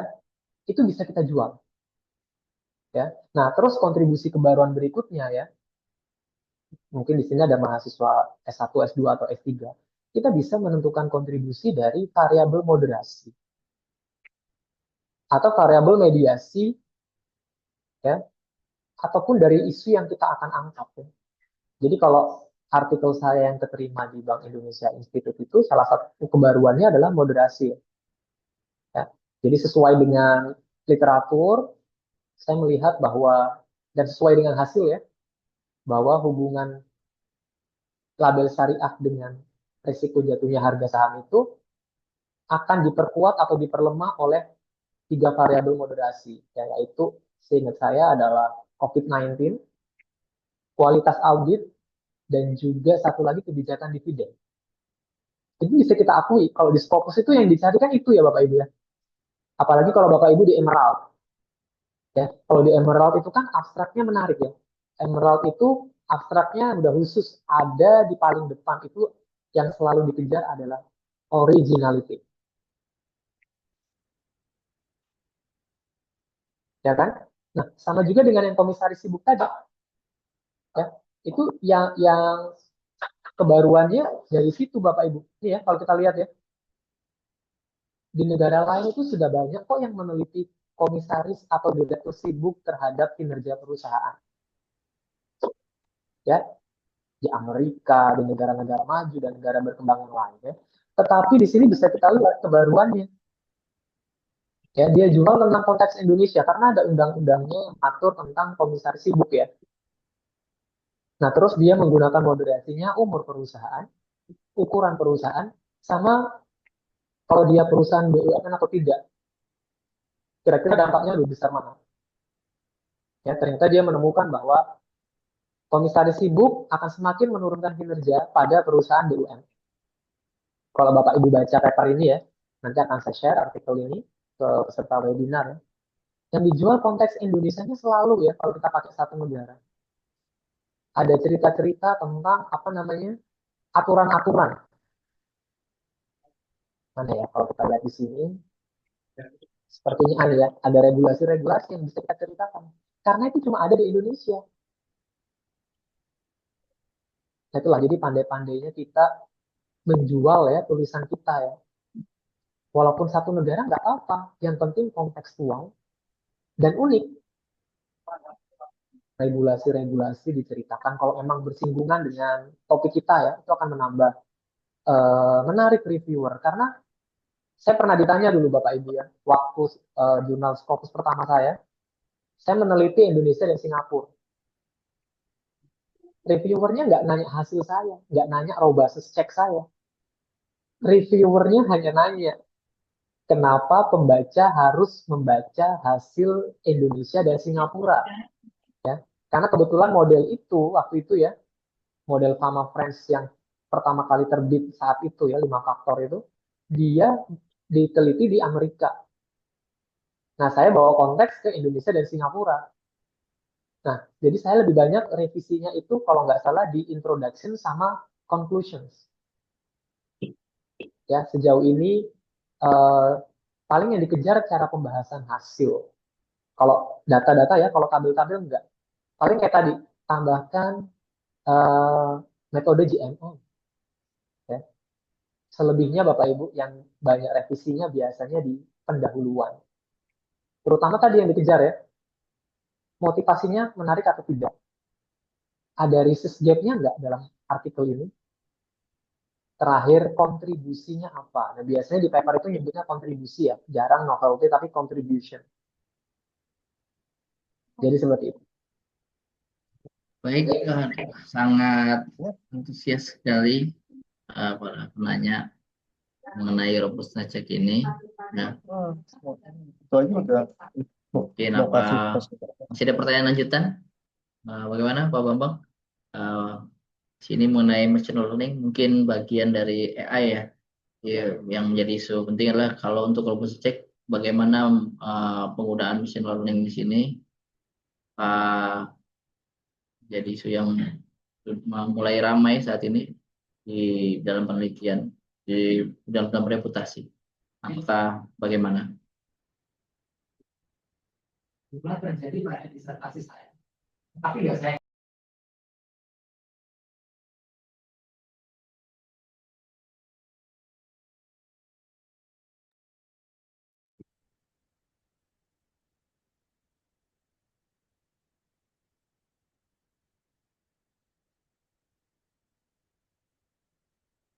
Suaranya nggak ada Mas Bambang. Sorry. Terima kasih Pak Sabar. Kepencet Ya, Pak. Oke. oke, ya, makasih. Iya, makasih. Pertanyaan Pak Sul ini mengingatkan disertasi saya ya. Jadi variabel dependen saya tadi kan risiko jatuhnya harga saham. Dari awal saya memang hanya menyiapkan tiga proxy. Negatif coefficient of skewness, down to up volatility, dan juga dummy crash. Ya, itu penghitungannya gampang Pak Sul, tanpa machine learning. Ya. Nah, berjalan iringnya waktu, saya menemukan ada satu YouTube ya. Ini Bapak Ibu, saya pikir wajib subscribe ya. Saya nggak jualan nama dia. Ada namanya Pak Rayendra Brahmana. Nama YouTube channelnya Kolom Riset ya. Saya nggak jualan nama dia, tapi dia sering diundang di kampus-kampus Indonesia ya. Orang Malaysia tapi sekarang ngajar di Inggris.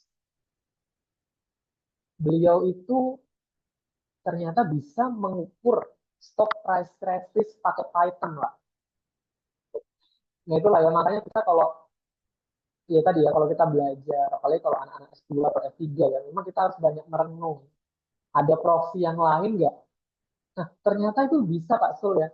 Dia pakai Python. Ya. Saya belum coba, tapi itu ada sintaksnya. Ya, dengan Python, Pak. Jadi dia menggunakan apa namanya yang lebih baru lagi. Dan itu bisa jadi kontribusi Pak Sul. Ternyata di artikel saya nggak bisa karena saya nggak bisa melakukan itu. Ya, jadi pertanyaan Pak Sul mengingatkan saya dengan itu ya. Jadi Bapak Ibu bisa tuh masuk ke kolom riset ya. Jadi kita juga bisa melakukan riset hanya dari laporan tahunan. Ya, dengan menggunakan Python tadi, kita bisa mengekstraksi. Misalkan ingin meneliti pengaruh AI terhadap bank performance. Ya. Pengukuran AI itu kita bisa menggunakan Python. Dilihat berapa banyak kata yang menyinggung tentang AI, dibagi dengan jumlah kata yang ada di annual report itu. Satu proxinya itu kalau saya baca. Jadi kita yang di akuntansi, keuangan atau ekonomi syariah itu memang kalau melakukan penelitian, saya pikir ya sama kayak pertanyaan Pak Sul tadi ya, proxy dari setiap variabel kalau bisa banyak di awal proposal. Ya karena kita bisa anggap itu kebaruan ya kalau itu memang baru bagi literatur itu. Ya, jadi dengan menggunakan Python, tahu saya sekarang riset-riset akuntansi ya ataupun keuangan dengan text mining sekarang kebanyakan. Text mining ya. Laporan tahunan itu diekstraksi ya. Misalkan tadi kan the impact of AI on bank performance. Datanya cuma dari laporan tahunan. Tinggal nanti kita mikir bagaimana sintaks di Python-nya. Gitu ya. Jadi mungkin nanti ya kalau kita punya narasumber yang bagus itu menarik itu untuk penelitian dengan data sekunder ya. Dengan menggunakan Python kita bisa dengan cuma laporan tahunan. Laporan tahunan kan gratis ya. Itu bisa kita ekstraksi dengan menggunakan salah satunya Python ya. Mungkin banyak yang lain-lain tetapi saya nggak tertarik dengan Python itu karena yang di riset keuangan pun itu kepakai ya. Yang semakin kesini kepakai. Itu mungkin Pak Sul ya. Baik. Pertanyaan menarik, lanjutkan mungkin mengingat waktu juga. Satu lagi pertanyaan yang mungkin ya ini kegelisahan dari para peneliti-peneliti yang ingin melakukan submit di jurnal internasional ya, karena biayanya cukup lumayan ya. mungkin yang gratis ya kayak tadi ada JMF ya di IB Institute, tapi sebagian besar di jurnal internasional itu ada apa harga dari sebuah subjek dalam jurnal internasional. Nah ini misalkan ada saya dari Nia Puspita Hapsari, kalau kita sudah submit ternyata ditolak oleh editor gitu kan. Jadi apakah hangus 100% atau bisa di refund gitu ya, di refund atau bagaimana ya. Dan bagaimana cara mengenali jurnal predator ya. Oke. Jadi itu Bapak Bang, silakan. Pak. Ya, terima kasih Ibu Nia atas pertanyaannya. Ini kegelisahan ya. Kita sebagai dosen ataupun mahasiswa yang S3 atau S2, kalau publikasi itu pasti berpikirnya kan selalu akan ada cost ya. Oleh karenanya saya masih agak bersyukur ya. Karena untuk syarat lulus itu saya pakai jurnalnya Bank Indonesia tadi yang dikatakan oleh Pak Zulfikar ya. JIMF. Itu dia gratis. Tidak ada submission fee. Tidak ada artikel processing charge atau APC. Ya, karena Bank Indonesia kan banyak uangnya ya Bapak Ibu ya. Jadi dia tidak mengecas itu ke penulis. Bahkan kita dikasih reward per artikel itu dibayar maksimal 3.000 US dollar. Jadi satu-satunya mungkin ya karena Bank Indonesia ya, dia punya banyak dana. Jadi kalau artikel kita terbit di situ, kita bisa dapat reward maksimal 3.000 US dollar. Nah, kalau cara mengenali jurnal predator, Ibu Nia bisa lihat link yang saya kasih di grup ya, di kolom chat. Ibu bisa lihat di bellist.net. Kalau jurnal tujuan Ibu ada dalam list itu, berarti itu jelas jurnal predator. Itu satu ya. Bapak Ibu bisa lihat di bellist.net. Itu satu. Yang kedua, sebetulnya mudah cara mengenali jurnal predator ya. Kalau Ibu submit sekarang, 2 hari terbit, it means that it is a predator journal. Gampang sekali mendeteksinya. Ibu submit sekarang, terbitnya sekarang hari Jumat ya, terbit hari Senin. Kemungkinan itu predator. Ya, cepatnya proses dari awal submit sampai accepted ya.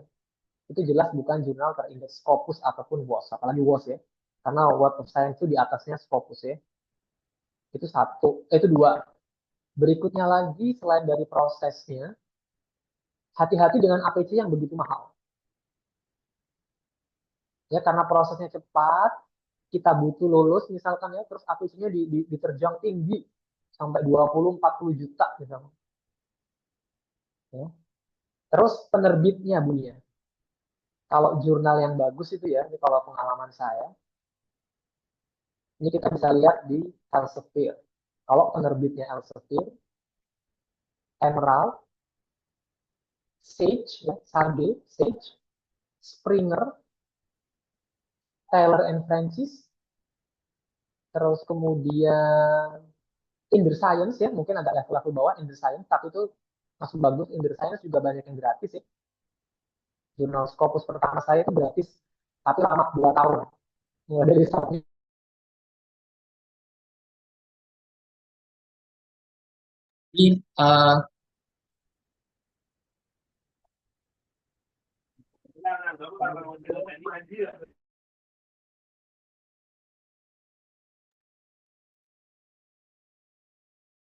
Jadi, ya, jadi itu ya, penerbit juga sangat menentukan.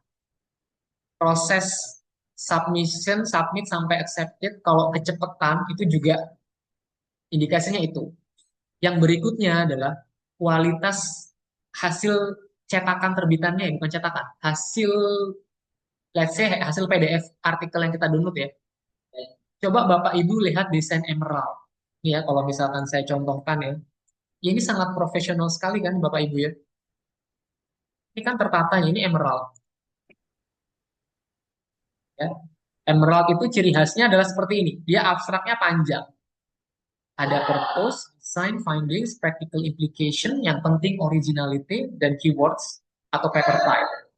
Kalau Elsevier ini di atasnya Emerald ya, Elsevier ini seperti ini bentuknya. Lihat saja desain tata letak dari penulisannya ya. sangat rapi. Tapi kalau sudah compang-camping, rata kiri kanannya nggak jelas, tabelnya compang-camping, ya itu kelihatan udah pasti predator.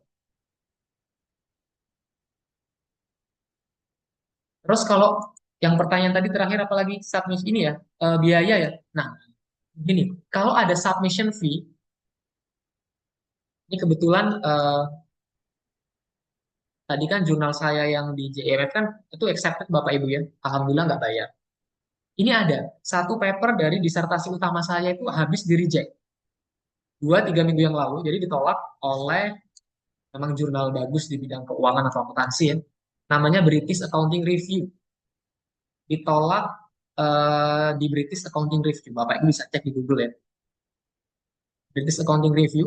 Nah, itu kebetulan yang bayar untung pembimbing saya. Jadi bayar sekitar 3 jutaan. Kalau ada submission fee, berarti itu tidak bisa dikembalikan, nggak ada refund, Bu. Udah jelas itu di jurnalnya bahwa submission fee itu tidak bisa direfund kembali.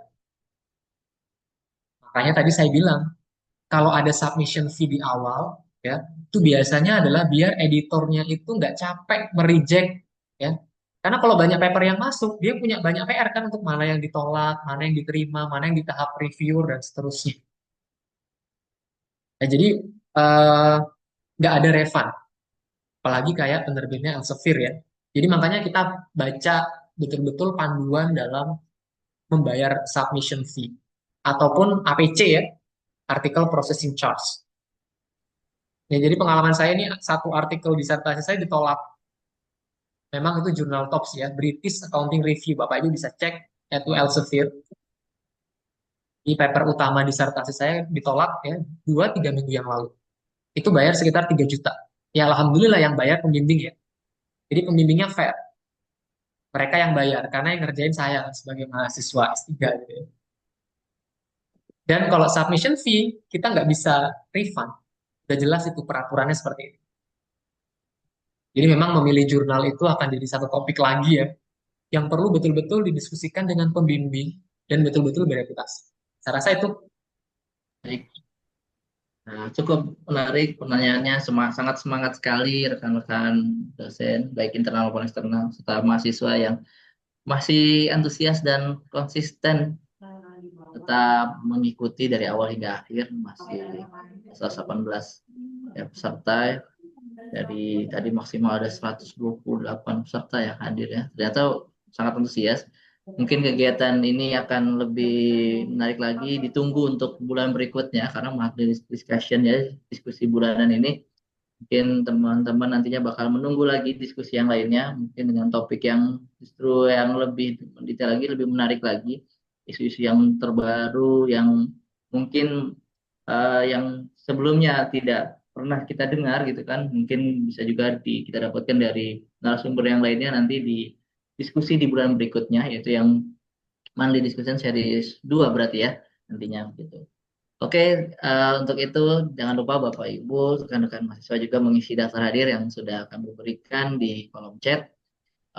Untuk keperluan berikutnya, mari kita bersuah foto ya, kita melakukan kegiatan dokumentasi untuk kegiatan ini bisa on cam Bapak Ibu, rekan-rekan mahasiswa mungkin saya bisa sama-sama melakukan screenshot atas kegiatan Monthly Discussion ini ya. Oke, sudah siap, sudah on cam semua rata-rata. Oke. Ya, jadi boleh dibantu. Ya, kita siap dengan posisi masing-masing ya. Oke. 1, 2, 3, cheese.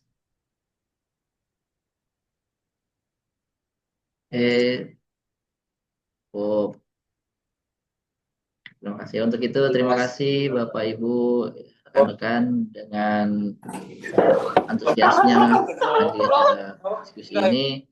Mudah-mudahan menjadi tambahan wawasan yang baru, yang baik, tentunya menjadi manfaat, punya manfaat yang banyak kegiatan ini untuk Bapak Ibu semua, khususnya bagi yang masih bingung ya, ingin melakukan apa dalam menulis artikel ya. Kalau bingung berarti kita di jalur yang benar katanya. Kalau kata Bapak Bambang seperti itu, kalau kita bingung berarti di jalur yang benar. Artinya semua itu kan dimulai dari kebingungan, dari keresahan kita ya, sehingga dengan begitu kita mulai banyak mencari ya.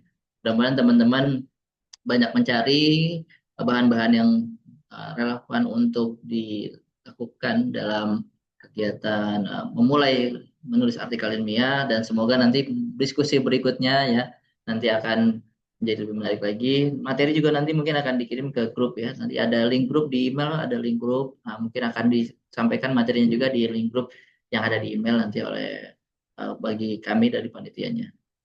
Terima kasih semua atas atensinya, atas kehadirannya, dan kita akhiri sama-sama dengan membaca hamdalah. Alhamdulillah. Amin. Alhamdulillah ya Pak. Alhamdulillah. Astagfirullah khairat. Assalamualaikum warahmatullahi Waalaikumsalam warahmatullahi wabarakatuh. Waalaikumsalam warahmatullahi wabarakatuh. Terima kasih Gini, Pak Pak. Bambang. Terima kasih Bapak Ibu. Bambang. Bambang. Semuanya. Terima kasih Pak.